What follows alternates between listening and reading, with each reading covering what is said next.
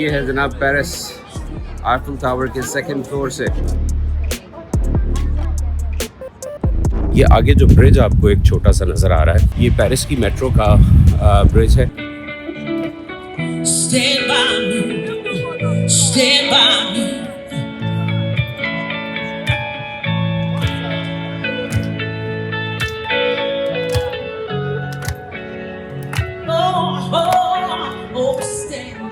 کیا خوبصورت دریا ہے اور بہت ہی زبردست ہوا چل رہی ہے یہاں پر. بالکل آئیفل ٹاور کے نیچے ہوں میں اس وقت. لگا ہوا یہ دیکھیے کچھ محبتیں بھی ہو رہی تھیں یہاں پہ. یہ یورپ ہے, یہاں پہ ایسا ہی ہے.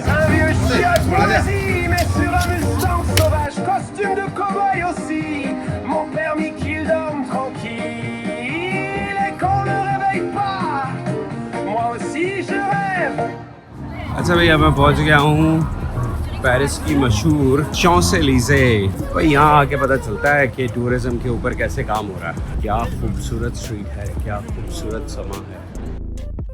ہاں بھی دوستو, یہ فریم جان بوجھ کے ایسا بنایا گیا ہے کیونکہ آپ کو ایک سرپرائز دینا ہے. میں گھومتا گھماتا 3-4 ملکوں سے اپنے اس ٹور کے آخری سٹاپ پر آ گیا ہوں, اور یہ آخری سٹاپ میرا جس ملک میں ہے اس کا نام, اس کا شہر میں آپ کو نہیں بتاؤں گا, بلکہ آپ کو ایک منظر دکھاؤں گا.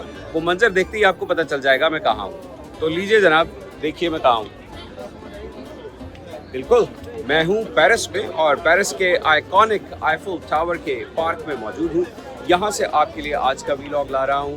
اس پارک کی بھی سیر کریں گے, اس میں گھومے پھریں گے, ساتھ میں شانس ایلیزے اسٹریٹ پہ بھی جائیں گے, اور آپ کو پیرس کا ایک کوئک ٹور دوں گا.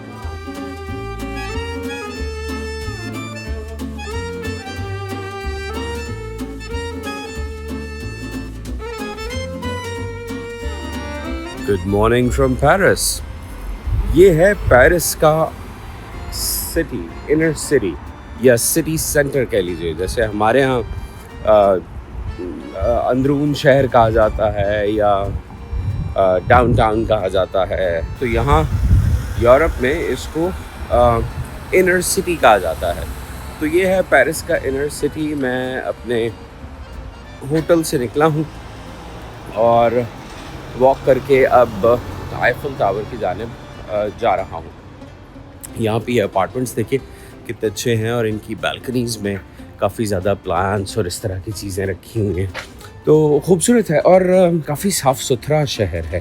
مطلب میں روم بھی گیا تھا. روم حالانکہ بہت ہی ہسٹوریکل شہر ہے, بڑا شہر ہے اٹلی کا, لیکن روم بہت گندا تھا. پیرس میں نسبتاً آپ دیکھ سکتے ہیں کہ کافی صفائی نظر آ رہی ہے. اکا دکا کاغذ واغذ پڑے ہوئے نظر آ رہے ہیں, لیکن جنرل بہت زیادہ صاف ستھرا ہے. پیرس میں cafes are a big thing. لوگ یہاں پر شام میں کیفیز میں جا کے بیٹھتے ہیں, اور آؤٹ ڈور سیٹنگ ہوتی ہے کیفیز کی, جہاں شام سے ہی لوگوں کا رش لگ جاتا ہے. یہ آگے جو برج آپ کو ایک چھوٹا سا نظر آ رہا ہے یہ پیرس کی جو میٹرو ہے. یہ دیکھیے یہ میٹرو اس کے اوپر سے گزری ہے. یہ پیرس کی میٹرو کا برج ہے.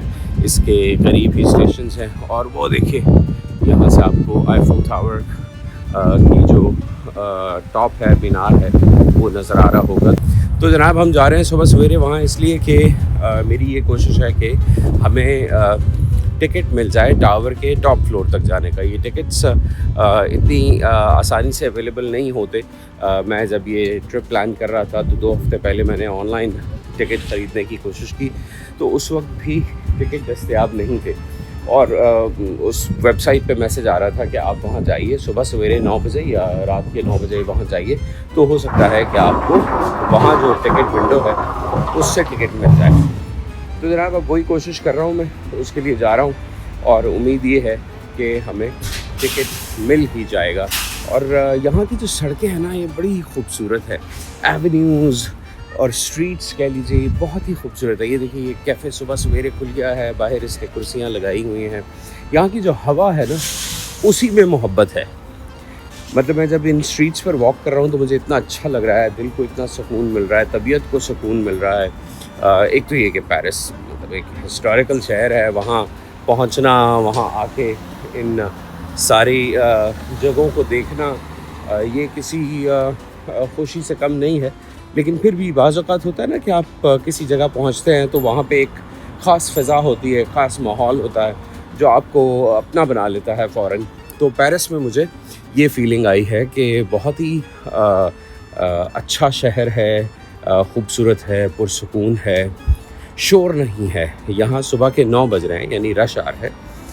اس وقت جب میں آپ سے بات کر رہا ہوں اور واک کر کے آگے جا رہا ہوں، اس وقت 9:10 ہوئے ہیں. اور دیکھیے آپ کو ابھی تک شاید ایک بھی ہارن سنائی نہیں دیا ہوگا.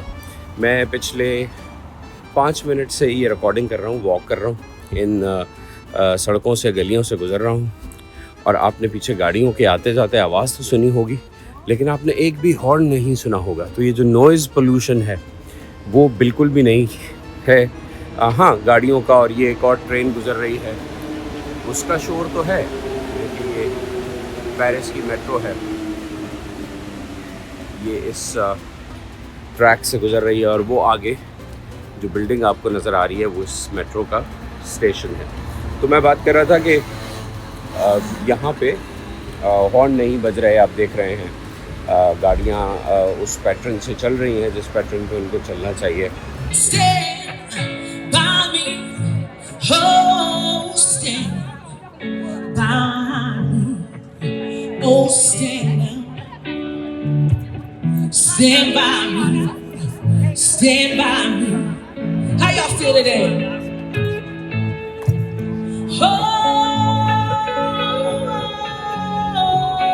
Oh, yeah, oh, stand now.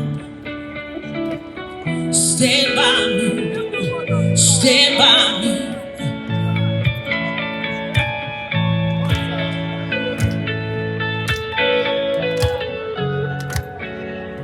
Oh, oh, oh, stand now. Come on. Stand by me, stand by me. If ever you're in trouble, just stand by me. Oh, stand.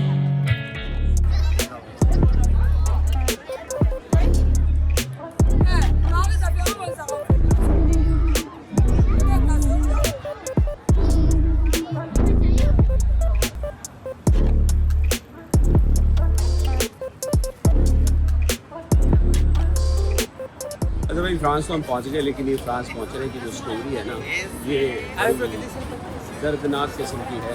میں نے یہاں آنے تک کا جو سارا ایکسپیرینس تھا اس کو شوٹ اس لیے نہیں کیا کہ میں آیا PIA سے، اور میں نے کہا بھائی پہلے ہی اتنی بیچاری غریب سی ایئر لائن ہے، مسکین سی ایئر لائن ہے، اور اس کا مزید برا حال دکھایا تو لوگوں کا دل ہی دکھے گا.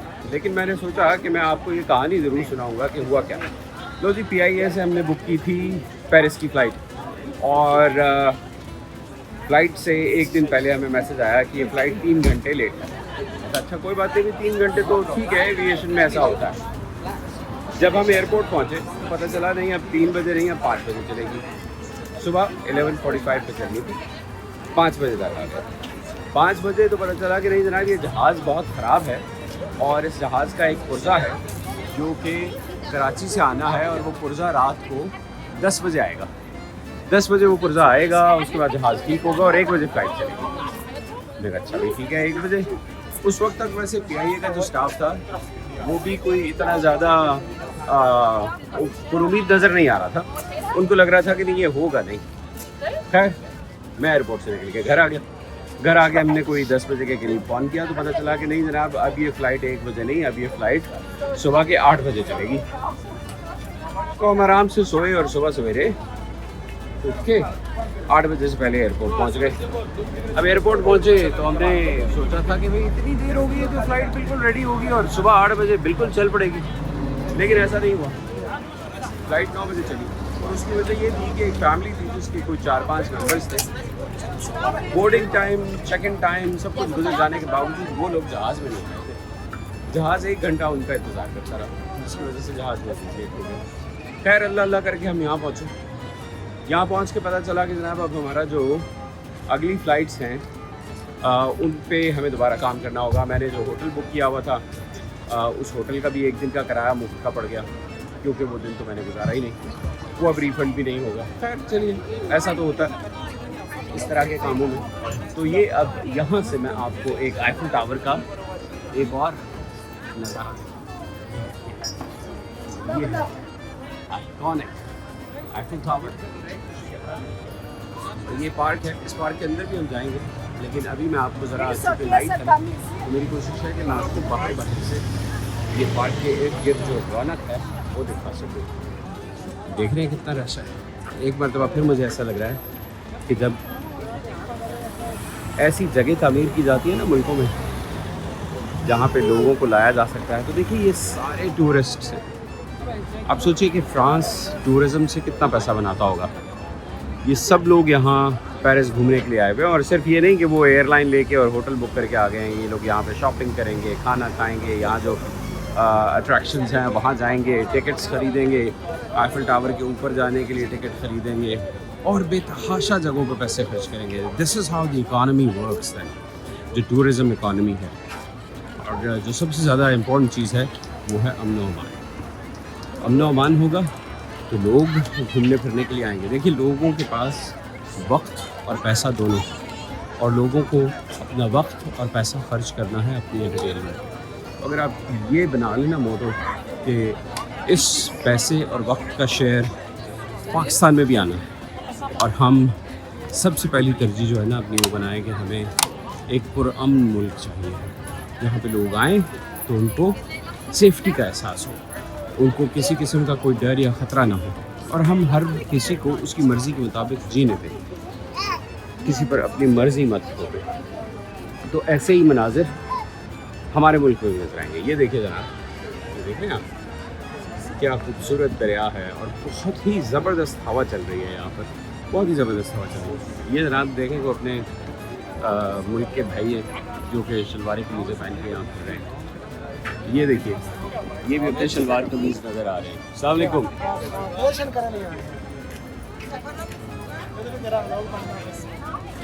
یہ دیکھیے یہ پہاڑوں پہ گھر بھی بنے ہوئے ہیں, بلکہ میں اس میں زوم کرتا ہوں تاکہ آپ کو یہ پہاڑیوں پہ بنے گھر نظر آئے.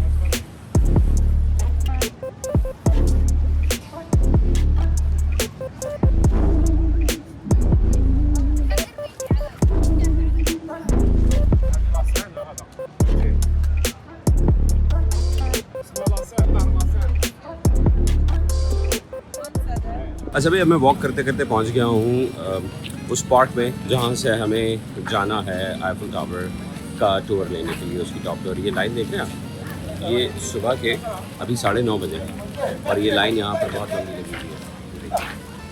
یہ سب وہ لوگ ہیں جو کہ یا تو ٹکٹ لے چکے ہیں یا ٹکٹ لے کے آئیفل ٹاور کے 2nd فلور یا ٹاپ فلور پر جائیں گے. یہ دیکھیے کچھ وینڈرز جو ہیں یہاں پر اپنا سامان بیچنے میں لگے ہوئے ہیں. تو یہ یہاں پہ ایک عام سا نظارہ ہے. یہاں فٹ پاتھ پر وینڈرز زیادہ تر ان میں ویسے افریقی نژاد لوگ ہوتے ہیں جو کہ اس طرح سے سامان بیچ رہے ہوتے ہیں, ڈرٹ چیپ بیچ رہے ہوتے ہیں. کل میں ایک سوونیئر شاپ پہ گیا, وہاں میں نے دیکھا آئیفل ٹاور کے کی چینز اور جو ریفریجریٹر, میگنیٹس اور اس طرح کے چھوٹے چھوٹے سوونیئرز ہوتے ہیں نا, وہ $6 کا ایک تھا اور $15 کے 3 بیچے جا رہے تھے. اور وہ مطلب ایسے دکان نہیں تھی, یہ جو ٹینٹ نما دکان ہوتی ہے نا وہ تھی. لیکن یہاں پہ جو وینڈرز, یہ اسٹریٹ وینڈرز ہیں, یہ جو چھوٹا والا کیچن ہے وہ $1 کا بیچ رہے, €1 کا یعنی بیچ رہے تھے, سوری ڈالرز نہیں, یورو کا بیچ رہے تھے. یہ آپ دیکھ رہے ہیں وہ آگے لکھا بھی ہوا ہے انٹرنس ٹو آئیفل ٹاور. تو ہم بھی لائن میں ہیں جی, دیکھتے ہیں کتنی دیر میں باری آتی ہے.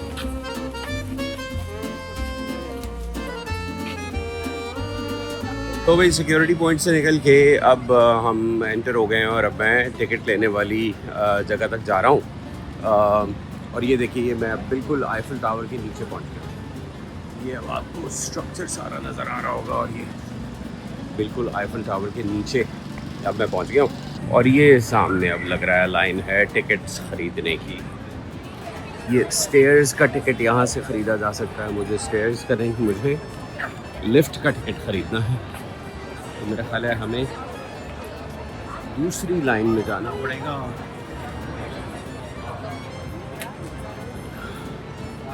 یہ دیکھیے جناب بالکل آئیفل ٹاور کے نیچے ہوں میں اس وقت. یہ دیکھ رہے ہیں آپ کتنا رش ہے. یہ سب لوگ ٹکٹس خرید رہے ہیں. वो रहा टिकट सेंटर, जो कि एलिवेटर्स का टिकट सेंटर। तो इस तवील लाइन में खड़े होना, धूप थोड़ी सी सख्त है, लेकिन ठीक है भाई, खड़े होना पड़ेगा, क्या करें।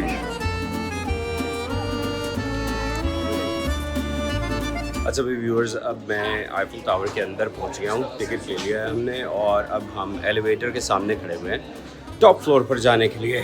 तो ये नज़ारा बहुत ही ज़बरदस्त होगा और इसको मैं सारा वक्त डॉक्यूमेंट करूँगा आपके लिए।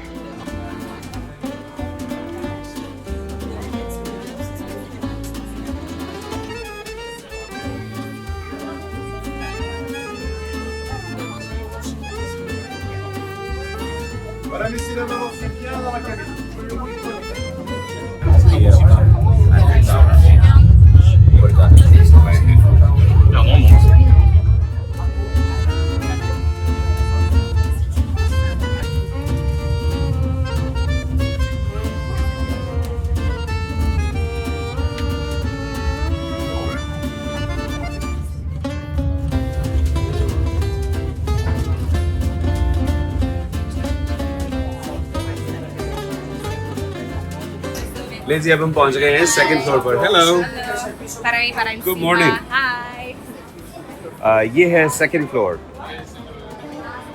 यहाँ से अब आपको पेरिस का नज़ारा दिखाते हैं। वाह, क्या खूबसूरत शहर है, क्या खूबसूरत नज़ारा है व्यूअर्स।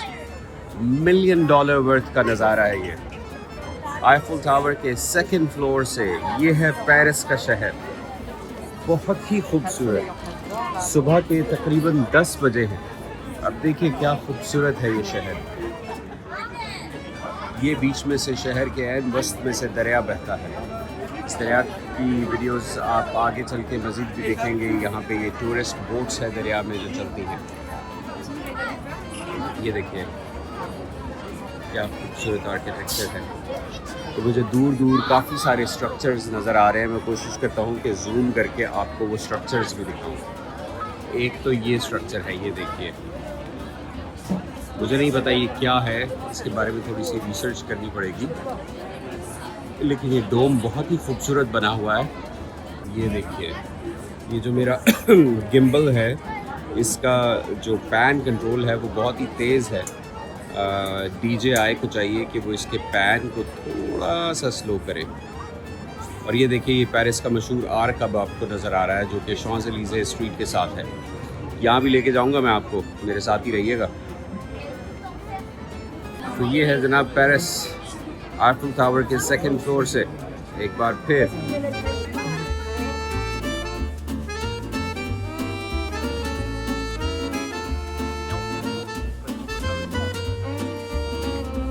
व्यूअर्स, अब थोड़ा सा वॉक अराउंड करते हैं आईफिल टावर के सेकंड लेवल पे। ये देखिए बहुत सारे विजिटर्स जो है ना ये आए हुए हैं, और जैसे मैंने आपको बताया कि सेकंड लेवल से क्या नज़ारा है भाई, दिल खुश हो गया।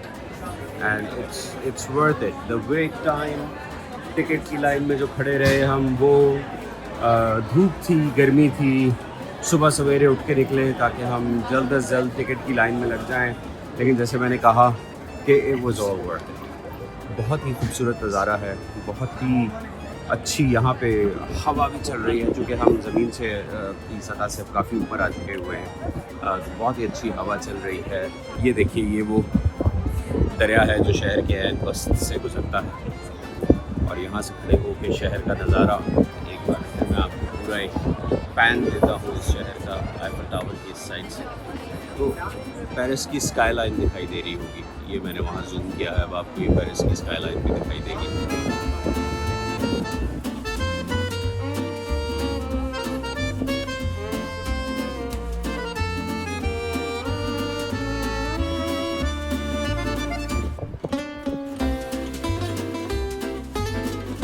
और ये आईफिल टावर के अंदर सोवेनियर स्टोर है जी। यहाँ से आके आप यादगार के तौर पर बहुत सारी चीज़ें ले सकते हैं। ये देखिए, मग्स हैं और डेकोरेशन आइटम्स हैं, ग्लोब्स हैं, स्टिकर्स हैं, छोटी छोटी बहुत सारी चीज़ें हैं, बॉक्सेस हैं।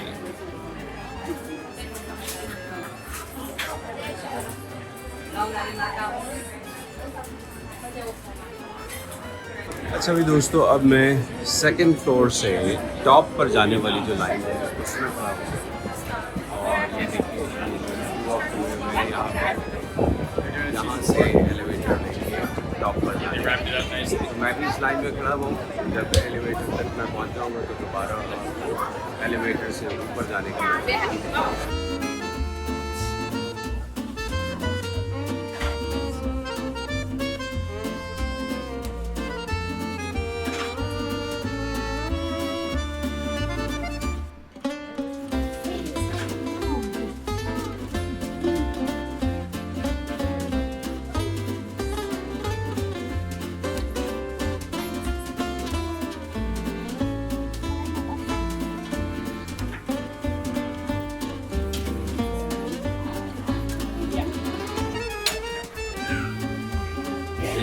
یہ آ گیا ہے ٹاپ فلور ایفل ٹاور کا.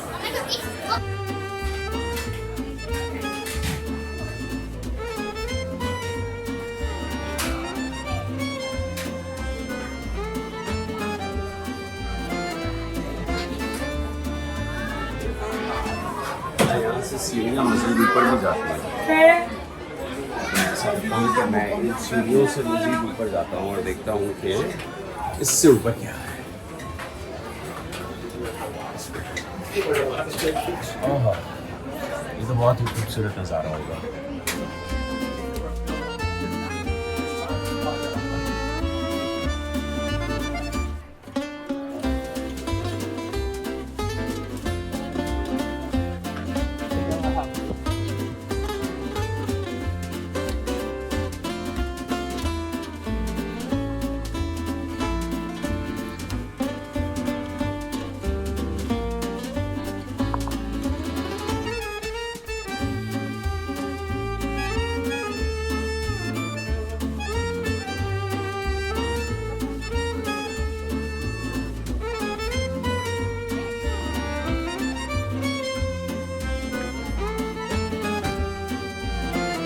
ویسے یہاں کا سسٹم جو ہے نا وہ کافی ایفیشینٹ تھا. مطلب میں تقریباً 9:15 بجے یہاں پہنچ گیا تھا، لائن میں آ کے کھڑا ہو گیا تھا ٹکٹ لینے کے لیے. صبح تھی اس لیے لائن اتنی لمبی نہیں تھی اور ایلیویٹرس کے باہر بھی اتنا رش نہیں تھا. اور اب تقریباً 2 گھنٹے گزر چکے ہیں، میں یہاں ٹاپ پہ پہنچ چکا ہوں اور میں نے اپنی مرضی سے جتنا ٹائم اسپینڈ کرنا چاہتا تھا میں جہاں وہاں اتنا ہی ٹائم اسپینڈ کیا ہے. 1889 میں بننے والے اس ٹاور کا میں نے سوچا آپ کو ہر اینگل سے ہر طرح سے نا اس کا ایک نظارہ دوں. یہ ٹاور آپ جانتے ہوں گے کہ تقریباً 330 میٹر لمبا ہے، جسے 1889 میں تعمیر کیا گیا تھا. اور اس کے ساتھ جو ہے نا وہ ایک ملحقہ کا پارک بھی ہے. اور یہ جو پارک ہے اس کو اب آپ کو میں پارک بھی دکھاتا ہوں.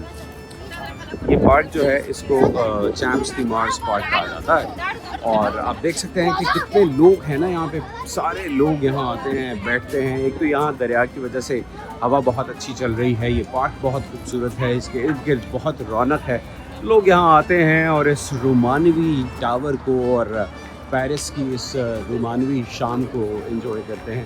یقین کیجیے اتنا مزہ آ رہا ہے یہاں پر. ایسے لگ رہا ہے کہ جیسے کوئی خوابوں کا شہر ہوتا ہے نا، بالکل وہ شہر لگ رہا ہے. کیونکہ کیا خوبصورت نظارہ ہے دریا کا. اس کے بعد یہ پارک اور آگے اس سائڈ پہ بھی دریا. اور یہی جو دریا ہے نا اسی کے اوپر جو آپ نے نیو یارک میں لیڈی لبرٹی کا اسٹیچو دیکھا ہے جسے اسٹیچو آف لبرٹی کہا جاتا ہے، ویسا ہی بالکل ایک اسٹیچو جو ہے وہ اس دریا کے پاس بھی لگا ہوا ہے. یہ دیکھیے کچھ محبتیں بھی ہو رہی تھیں یہاں پہ. اب کیا کریں بھائی، یہ یورپ ہے، یہاں پہ ایسا ہی ہے.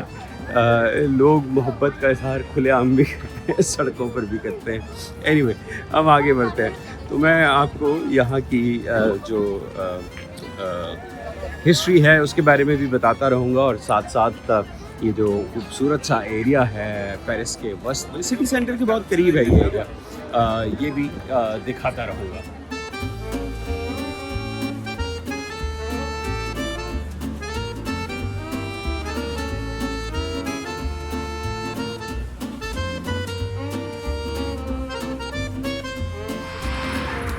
جب یہ انڈر پاس کو دیکھ کے یہ مت سمجھنا کہ لاہور آ گیا ہے. لاہور نہیں ہے، پیرس ہی ہے. یہ دیکھو یہ بس بھی دکھا دیتا ہوں تاکہ آپ کو یقین آ جائے کہ یہ لاہور نہیں پیرس ہی ہے بھائی. اچھا جی اب یہاں سے نا مجھے وہ دیکھیے دور لائٹس نظر آ رہی ہیں. مجھے لگ رہا ہے کہ کچھ وہاں پہ رونق ہے تو میں نے سوچا کہ وہاں چلتے ہیں اور دیکھتے ہیں کہ وہاں کیا ہے اور آپ کو بھی دکھاتے ہیں کہ کیا جگہ ہے جہاں ہم جا رہے ہیں. بہت سارے ٹورسٹ آئے ہوئے ہیں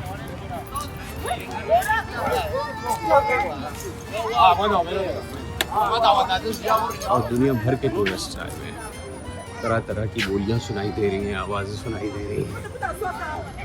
یہ تو ایسا لگتا ہے جیسے کوئی کارنیول سامنے. وہاں جا کے آپ کو دکھاتا ہوں کہ یہ کیا ہے. ان دا مین ٹائم دیکھیے یہاں سڑکوں پہ وائن بھی بک رہی ہے بھائی, فٹ پاتھ پہ. اور یہ کیا ہے؟ یہ تو کوئی اپنا پاکستانی اسٹائل کھانا لگ رہا ہے جی. High, can I film it? Can I film it?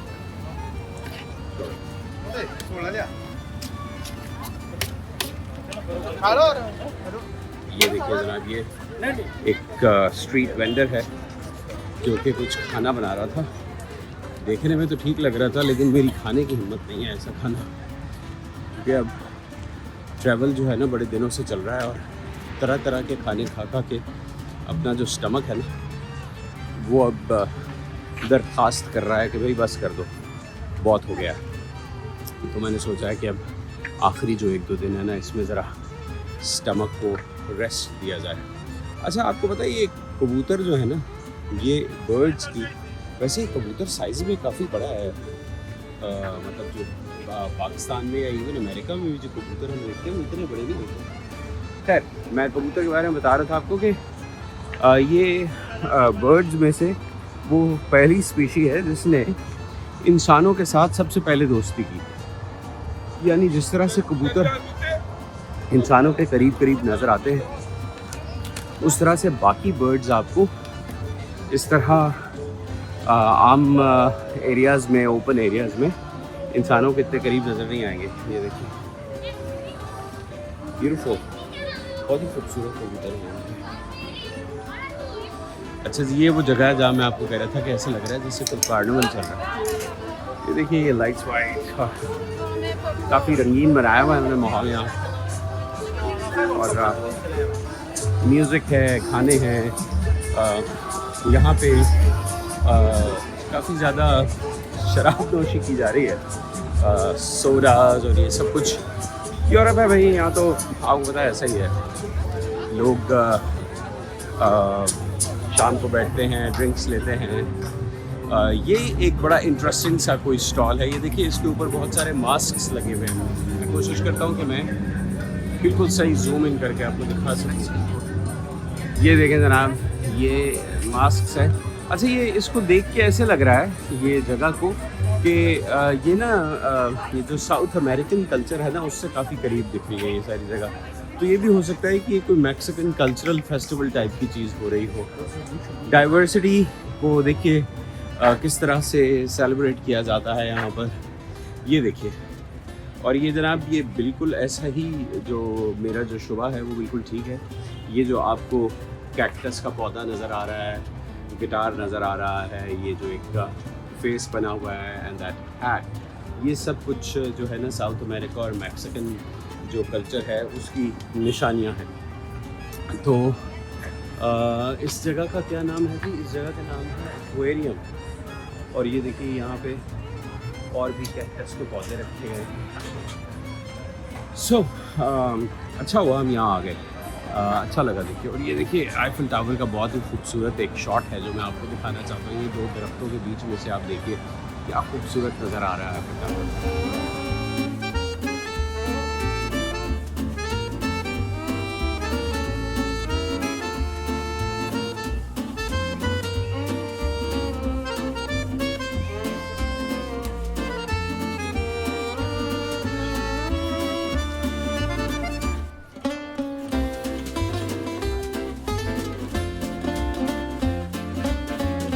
اچھا بھی دوستوں اب یہاں اندھیرا چھا رہا ہے, شام ہو رہی ہے, رات ہونے والی ہے.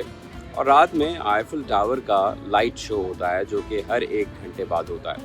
تو میں بھی یہاں چیمپ دی مارز پارک میں آ کے بیٹھ گیا ہوں. اب تقریباً یہاں پہ 9:30 ہو رہے ہیں، لیکن ابھی بھی روشنی کافی ہے، لیکن مجھے بتایا گیا ہے کہ 10 بجے لائٹ شو شروع ہو جاتا ہے، تو اب میں یہاں انتظار کروں گا اور آپ کو دکھاؤں گا آئیفل ٹاور کا لائٹ شو۔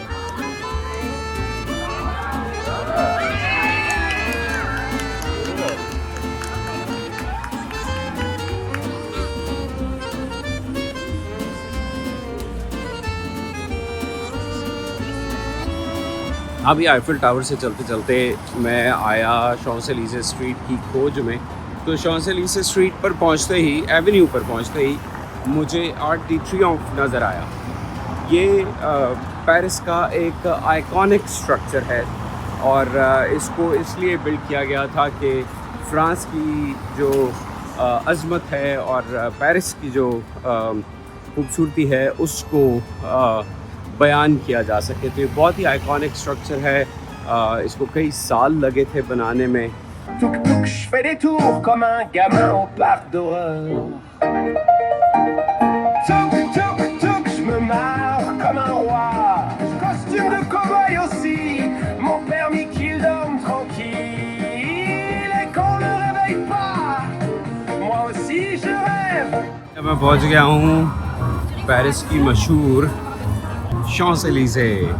اس کو بولنا اتنا مشکل ہے، اردو میں تو اس کو مستنصر حسین تارڑ صاحب نے شانس ایلیزے لکھ دیا تھا۔ اب یہاں پہ آ کے جب ہمیں شانس ایلیزے ڈھونڈنی پڑی تو ہمیں پتہ چلا کہ ہمارا اس کا جو تلفظ ہے وہ کتنا غلط ہے۔ ذرا رونق چیک کریں، اس وقت میرا خیال ہے رات کے کچھ نہیں تو 11 بج رہے ہوں گے، اور آپ اس اسٹریٹ کے اوپر رونق چیک کریں ذرا۔ پیرس میں کیا خوبصورت اسٹریٹ ہے، کیا خوبصورت سما ہے، اور اب دیکھیے اتنا رش ہے۔ ابھی بھی ریسٹورینٹس یہاں پہ میں آپ کو وہ دکھاتا ہوں، یہ جو سامنے آپ کو نظر آ رہا ہے یہ ایک بہت بڑا ریسٹورینٹ ہے۔ ریسٹورینٹس کھلے ہوئے ہیں، لوگ میلز انجوائے کر رہے ہیں، شاپنگ کر رہے ہیں۔ بھائی یہاں آ کے پتہ چلتا ہے کہ ٹورزم کے اوپر کیسے کام ہو رہا ہے۔ پوری دنیا کے لوگ آئے ہوئے ہیں یہاں پہ، پھر رہے ہیں، شاپنگ کر رہے ہیں، کھانے کھا رہے ہیں، گانے گا رہے ہیں۔ مزہ آ گیا بھائی، اتنا اچھا دن گزرا ہے آج پیرس میں۔ Look at this grand opto, یہ سن گلاسز کا ایک بہت بڑا اسٹور ہے۔ Look at this store, look at this big screen there, look at this. اور ایک یہ بھی بہت بڑی اسکرین ہے، لک ایٹ دس اسکرین۔